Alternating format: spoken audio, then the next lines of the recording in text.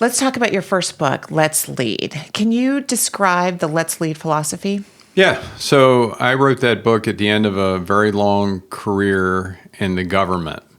And so its simplest form is leadership and energy equals teamwork and success. And the whole reason I wrote that is a lot of people over the years in government would come to you with a whole bunch of problems, but they never really had a solution sometimes. And my whole philosophy was if you could find the right leadership tools, I don't care what kind of people you're leading, and energize them towards any given task, and then make them into some type of team for competition, that it always leads to success. And it could be around anything.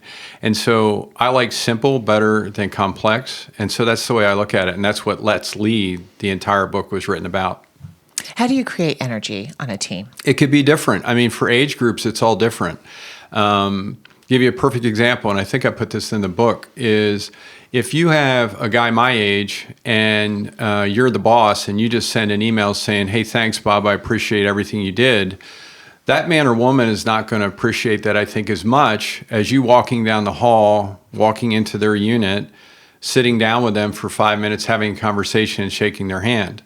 Now, the antithesis is true if you're working with a 25-year-old analyst, you walk down the hall and shake their hand, but you don't send an email or a text that they can forward to all their friends, they may or may not appreciate it as much. So I think leading nowadays is very complex. You have to understand people, and you have to understand that there's differences depending on age groups. I think that's very important.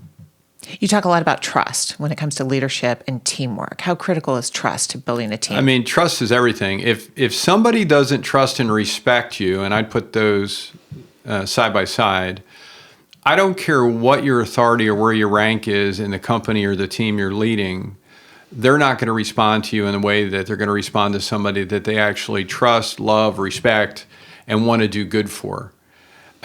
People's overwhelming drive, and I would ask you a question or anybody a question, I've done this many times.